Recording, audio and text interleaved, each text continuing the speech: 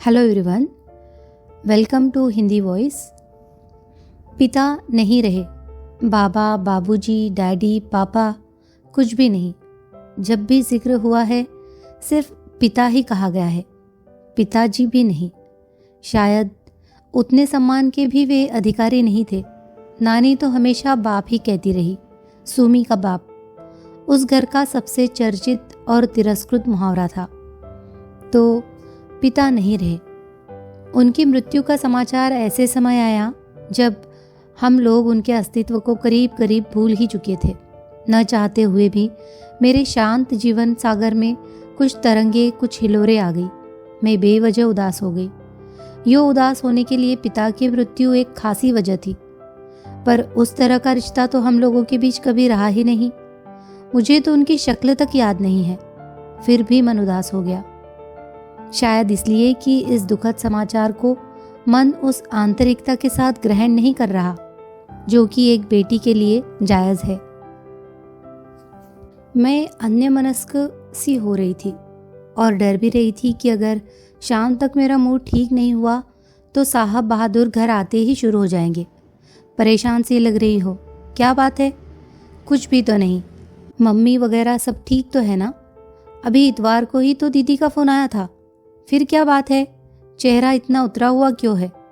कुछ नहीं, बस थक गई हूँ। आजकल जल्दी थक जाती हूँ। चलो चेकअप करवा लेते हैं।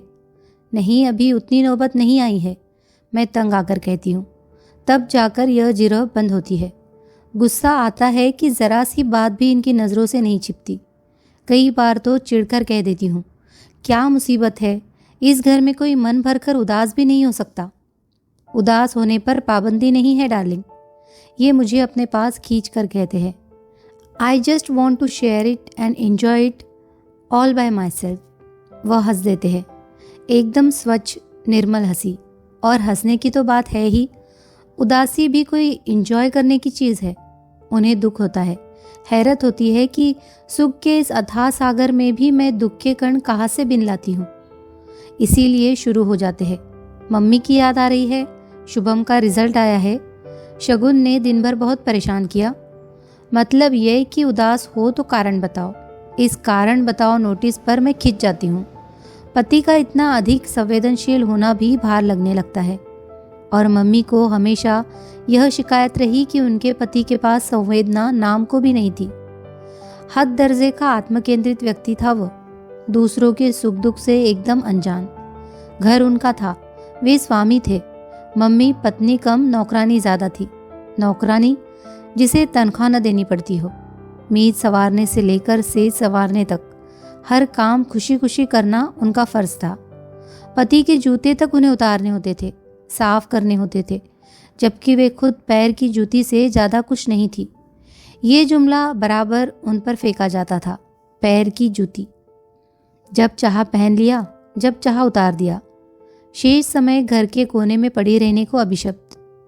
MA PhD मेरी माँ कैसे और क्यों यह सब सहन कर गई, सोचकर आश्चर्य होता है। पर सहने की भी एक सीमा होती है। उस सीमा के पार हो जाने के बाद क्षण भर भी उस घर में सांस न ले सकी। अपनी दोनों बेटियों को गोद में उठाकर सीधे नानी के घर आ गई। कुल 8 साल के वैवाहिक जीवन का पटाक्षेप हो गया। उस समय दीदी 5 साल की और मैं महज 2 साल की थी। इसीलिए मेरे मन में न पिता की और न पिता के घर की कोई स्मृति बाकी है। भाई के घर में हमेशा निभा होना कठिन था। मम्मी इस बात को जानती थी। इसीलिए सुविधा और सहयोग के जुड़ते ही उन्होंने अपना स्थानांतरण भोपाल करवा लिया।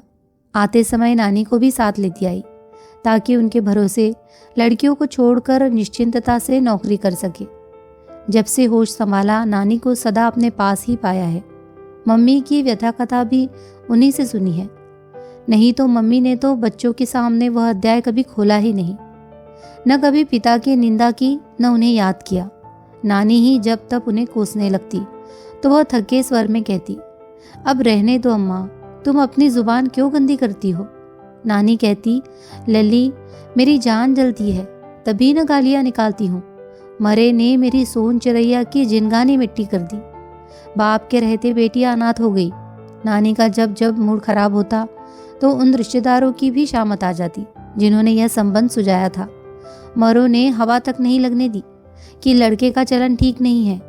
पता नहीं किस जन्म की दुश्मनी निकाली थी। ईश्वर करे उनकी बेटियों को भी ऐसा ही नरक नसीब हो। नानी किसी तरह चुप न होती तो मम्मी मुझे खींचकर दूसरे कमरे में ले जाती और कहानी सुनाने लगती। मैं बड़ी बड़ी आंखों से मम्मी को देखते हुए दूसरी ही कहानी बनने लगती। उस कहानी में न राजा रानी होते न परियां होती। उन कहानियों में अनजान आदमी राक्षस या दैत्य की शक्ल में होता और मेरी नाजुक सी गुड़िया सी माँ चुपचाप उसके अत्याचार बर्दाश्त कर रही होती। बचपन में पिता की कल्पना मैंने हमेशा दैत्य के रूप में ही की, पर जब कुछ बड़ी हुई तो उन्हें मानवाकार देने की कोशिश की, पर कल्पना में कोई भी चित्र नहीं उभरता था। जैसे जैसे समझ आती गई कुछ वाक्य मन पर अंकित होते गए। निम्मी बिल्कुल अपने पिता पर गई है। नाक नक्श रंग रूप कद काठी बिल्कुल वही है। फिर नानी उस चित्र में रंग भर देती। अरे स्वभाव भी बिल्कुल वैसा ही है। एक नंबर की जिद्दी नकचड़ी है। सूमी एकदम गऊ है, बिल्कुल अपनी माँ जैसी। यह मरी तो हूबहू बाप का नमूना है। मतलब पिता ऊंचे कद्दावर सावले तीखे नैन नक्श वाले जिद्दी इंसान थे, जबकि मम्मी नाजुक सी गोरी सी सौम्य प्रवृत्ति वाली महिला थी। लोग कहते हैं ईश्वर जानबूझकर ऐसे जोड़े बनाता है ताकि संतुलन बना रहे, दोनों एक दूसरे के पूरक हो जाए। फिर इन लोगों की निभी क्यों नहीं? क्या गड़बड़ हो गई? कभी कभी दीदी से मनुहार करती, दीदी बताओ ना, अपने पिता कैसे थे? तुम तो उस समय काफ़ी बड़ी थी ना। दीदी अपने स्वभाव के विपरीत मुझे एकदम झिड़क देती। मेरा दिमाग मत चाटो, मुझे कुछ भी याद नहीं है, न ही मैं इसकी कोई ज़रूरत समझती हूँ। फिर धीरे से कहती, दूसरी बेटी पैदा करने के अपराध में उन्होंने मम्मी को जो अमानुषिक यातनाएं दी है, मुझे सिर्फ वही याद है। दूसरी बेटी मतलब मैं? हाँ तुम। और प्लीज़ अब इस प्रसंग को यही समाप्त करो। दीदी दोनों हाथों से सिर पकड़कर कहती कि वह एक बुरा सपना था जिसे वे भूलना चाहती है। दोनों हाथों में सिर थामे दीदी मुझे बिल्कुल मम्मी की ट्रू कॉपी लगती। मुझे कभी कभी बहुत दुख होता, मैं उन जैसी क्यों नहीं हुई, नाजुक छुई मुई सी। नानी कहती, ताड़ सी लंबी हो रही है, दूल्हा कहाँ से आएगा इसके लिए? लेकिन आश्चर्य, दूल्हा मेरे लिए ही आया। दीदी अनब्याही रह गई। खैर, रिश्ते तो उनके लिए भी बहुत आए। लोग तो 5 कपड़ों में ब्याह कर ले जाने को तैयार थे, पर दीदी को विवाह के नाम से ही चिढ़ हो गई थी। बचपन के जो दृश्य दुस्वप्न की तरह उनके मन पर अंकित हो गए थे, उनसे वे कभी मुक्त नहीं हो पाई। डॉक्टर होते ही वे आगे की पढ़ाई के लिए अमेरिका चली गई और वहीं बस गई। दीदी के जाने के बाद मम्मी एकदम अकेली पड़ गई। कुछ तो नानी की मृत्यु ने ही उन्हें तोड़ दिया था। दीदी के जाने के बाद तो एकदम ही गुमसुम हो गई। दीदी के साथ उनके अंतरंग संबंध थे, उस तरह से वे मुझसे कभी जुड़ नहीं पाई। शायद मुझ में अपने पति की प्रतिछाया देखती हो, या कि मेरे स्वभाव में ही कुछ खोट रहा हो, पर वे हमेशा मुझसे छिटकती ही रही। बल्कि उनकी अपेक्षा में नानी के अधिक निकट थी। नानी ने कभी सीधे मुंह बात नहीं की, पर उनका प्यार गालियों में ही उमड़ा पड़ता था। नानी की मृत्यु के बाद मम्मी ही नहीं, मैं भी बहुत अकेली पड़ गई थी।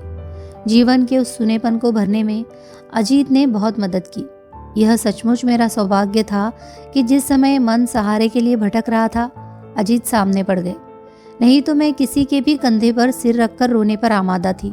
मुझे तो आज भी इस संयोग पर गर्व और आश्चर्य होता है कि उन दिनों अजीत से मुलाकात हो गई। एक दिन मम्मी से परिचय करवाने के लिए मैं उन्हें घर ले आई थी।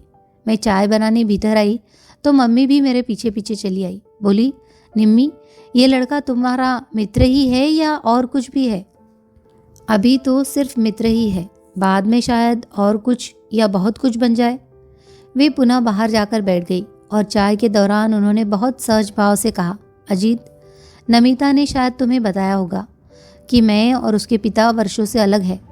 उसके जहन में तो शायद उनकी कोई तस्वीर भी नहीं होगी, क्योंकि उस समय बहुत छोटी थी। नमिता ने मुझे कुछ नहीं बताया, शायद कभी जिक्र ही नहीं चला। और आप भी मुझे यह सब क्यों बता रही है? इससे क्या फ़र्क पड़ता है? फ़र्क पड़ता है। इस तथ्य को जब तुम जान लोगे, तुम्हें उसे समझने में आसानी होगी। तुम्हें शायद पता नहीं है कि जो बच्चे सिंगल पेरेंट द्वारा पाले जाते हैं थोड़े अलग होते हैं। वे ज़्यादा भावुक, ज़्यादा संवेदनशील, ज़्यादा गुस्सैल या ज़्यादा जिद्दी होते हैं। इसीलिए अगर नमिता के स्वभाव में तुम्हें कुछ अस्वाभाविक लगे तो ज़रा सब्र से काम लेना, उसकी बैकग्राउंड समझने की कोशिश करना। मम्मी के इस आग्रह को हम दोनों ही नहीं समझ पा रहे थे। सब कुछ बड़ा अप्रासंगिक लग रहा था, पर बाद में उसकी सार्थकता समझ में आई। मम्मी जान गई थी कि यह रिश्ता बहुत दूर तक जाएगा, इसीलिए भूमिका बांध रही थी। जैसे ही अजीत की ओर से प्रस्ताव आया, उन्होंने फौरन हाँ कर दी। वे मानसिक रूप से अपने को तैयार कर चुकी थी। उन्होंने दीदी की शादी का जिक्र भी नहीं छेड़ा। अजीत के माता पिता से भी उन्होंने कोई बात नहीं छिपाई, बल्कि उनसे कह दिया कि मेरी बेटी का यह पक्ष कमज़ोर है, कृपया इसे लेकर कोई तानाकशी न करे, नहीं तो वह सहन नहीं कर पाएगी। अजीत तो सज्जन है ही, उनके माता पिता भी बड़े गंभीर किस्म के हैं। शादी में मेरे पिता की अनुपस्थिति को उन्होंने नज़रअंदाज कर दिया। रिश्तेदारों ने कानाफूसी की भी होगी तो पता नहीं, मुझ तक कोई बात नहीं पहुंची। विदा के समय भी माएँ अपनी बेटियों को सीख देती है। मेरी माँ ने भी दी। कहा, निम्मो, अब थोड़ा अपने स्वभाव को मोल करो, अपनी ज़बान पर काबू रखना सीखो। मैं तो औरत थी, फिर भी सह नहीं पाई थी। अजीत लाख सज्जन है, पर पुरुष है, उसके सब्र की परीक्षा मत लेना। शुभम के जन्म पर मुझसे भी ज़्यादा खुश मम्मी थी। चल, तूने एक बड़ी लड़ाई जीत ली। कैसे? कम से कम बेटी जनने का दोष तो तुझ पर नहीं लगेगा, और मैं भी एक तरह से बरी हो गई। नहीं तो कहने को हो जाता, माँ की कोख में भी बेटियाँ ही थी, बेटी भी इतिहास दोहरा रही है। उस समय मैंने जाना कि इस लांछन का घाव उनके अवचेतन में अब भी ताज़ा है। 2 साल पहले एक फ़ोन आया था। दीदी उन दिनों यूएसए से आई हुई थी। उनसे मिलने मैं भी मम्मी के पास पहुंच गई थी। फ़ोन मैंने ही उठाया था। हेलो, कौन? सुमी बोल रही है। जी नहीं, मैं निम्मी हूँ, नमिता। मैं तुम्हारा गोविंद चाचा बोल रहा हूँ। तुम तो शायद पहचानोगी भी नहीं। सुमी होती तो पहचान लेती। ज़रा मम्मी को फ़ोन देना। मम्मी कॉलेज गई हुई थी। मैंने दीदी को पकड़ा दिया। कोई गोविंद चाचा है? दीदी का चेहरा एकदम तन गया। बड़ी ही रूखी आवाज़ में उन्होंने कहा, यस, सुमिता हियर। उस तरफ से क्या बात हुई पता नहीं। दीदी ने तल्ख अंदाज में कहा, मतलब हमारे पिता अभी मौजूद है? This is a news for us. मेरी माँ ने तो अरसे पहले अपने सारे सौभाग्यालंकार उतार दिए हैं। हमारे लिए तो पिता का अस्तित्व कब से शेष हो गया है। Anyway, thanks for calling. और दीदी ने रिसीवर पटक दिया। मैंने प्रश्नार्थक नज़रों से देखा। श्रीमान को कैंसर हो गया है, सिरोसिस ऑफ लिवर। इसीलिए बीवी की याद आ गई है, क्योंकि बीमारी में सेवा भी चाहिए और पैसा भी। वह जो एक और थी, वह कहाँ गई? एक होती तो रुकती, यहाँ तो अनेक थी। डूबते जहाज पर कौन ठहरता है? मम्मी को बताओगी? बताना तो पड़ेगा, पर एक बात तय है, अगर वे उस आदमी के पास दोबारा गई तो हम दोनों उनसे कभी कोई संबंध नहीं रखेंगे। लेकिन दोबारा फ़ोन आया तो मम्मी क्या मना कर पाएगी? यू आर राइट, मम्मी में वो गट्स नहीं है, और वे लोग उनको इमोशनली ब्लैकमेल ज़रूर करेंगे। एक काम करते हैं, मैं उन्हें साल 6 महीने के लिए अपने साथ ले जाती हूँ। मामा की भी अभी खबर लेती हूँ। यहाँ का नंबर उन्होंने ही दिया होगा।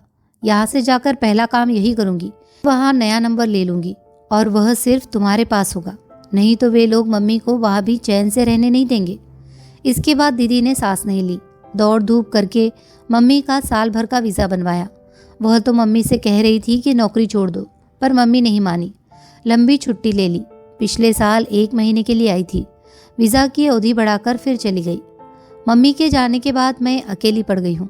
8वें दिन फ़ोन पर बात होती है, फिर भी दूरी का एहसास नहीं जाता। 3 लोगों की हमारी छोटी सी दुनिया थी। वे दोनों तो अब भी साथ है, मैं ही अलग पड़ गई हूँ। मम्मी से शिकायत करती हूँ तो वह हंस देती है। पगली, तुम्हें अब हमारी ज़रूरत क्या है? तुम्हारी तो अब अपनी अलग दुनिया है। तुम्हें तो अब हमारी याद भी नहीं आनी चाहिए। ऐसा भी कहीं होता है? आज सुबह 11 साढ़े 11 के करीब उन्हीं गोविंद चाचा का फिर फ़ोन आया था। इस बार सीधे मेरे पास ही आया था। मम्मी दीदी के पास थी, और दीदी का नया पता और नया नंबर सिर्फ मुझे मालूम था।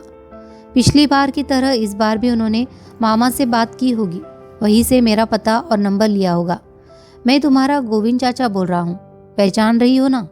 जी, एक खबर देनी थी। कहिए। तुम्हारे पिता नहीं रहे।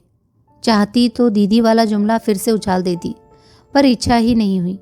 इस खबर पर कोई भी प्रतिक्रिया व्यक्त करने का मन ही नहीं हुआ। निम्मी, सुन रही हो ना?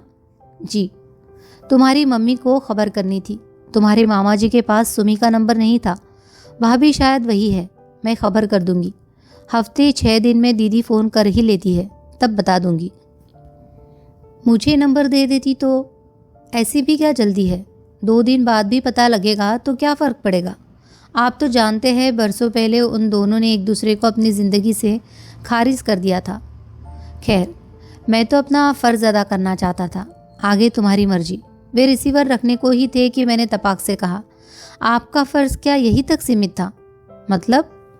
जिस तत्परता से आपने अपने भाई की बीमारी और अब मृत्यु की खबर पहुंचाई है, उसी तत्परता से कभी हमारी भी खोज खबर ली होती। आपके ख़ानदान की बेटियां थी हम, कभी पता तो लगाया होता कि हम कैसी है, कहाँ है, पढ़ लिख रही है या मामा के घर में खट रही है, शादी हो गई है या कुंवारी बैठी है। आप चाचा होते हैं ना हमारे, फिर कभी तो हमारा ख्याल किया होता। सिर्फ ख्याल करने से क्या होता है, कोई संपर्क सूत्र तो हो। और फिर जिसके दम से ये सारे रिश्ते थे, जब उसी ने किनारा कर लिया तो हम तो पराए ही थे। एग्जैक्टली। और अब तो वह महीन सा रिश्ता भी खत्म हो गया है, इसीलिए गुड बाय। मैंने रिसीवर इतनी जोर से पटका कि पता चल गया होगा कि मेरे मन में कितना आक्रोश है। गुस्से से मेरे आंसू निकल आए थे। जिंदगी भर तो कभी सुध नहीं ली कि ये लोग जीती है कि मरती है, और अब 13वीं का निमंत्रण भेज रहे हैं। गुस्सा सिर्फ उनके ऊपर ही नहीं था, अपने आप पर भी था। उनसे इतनी बात करने की ज़रूरत ही क्या थी? दीदी ने कितनी ग्रेसफुली उन्हें एक ही बार में निपटा दिया था।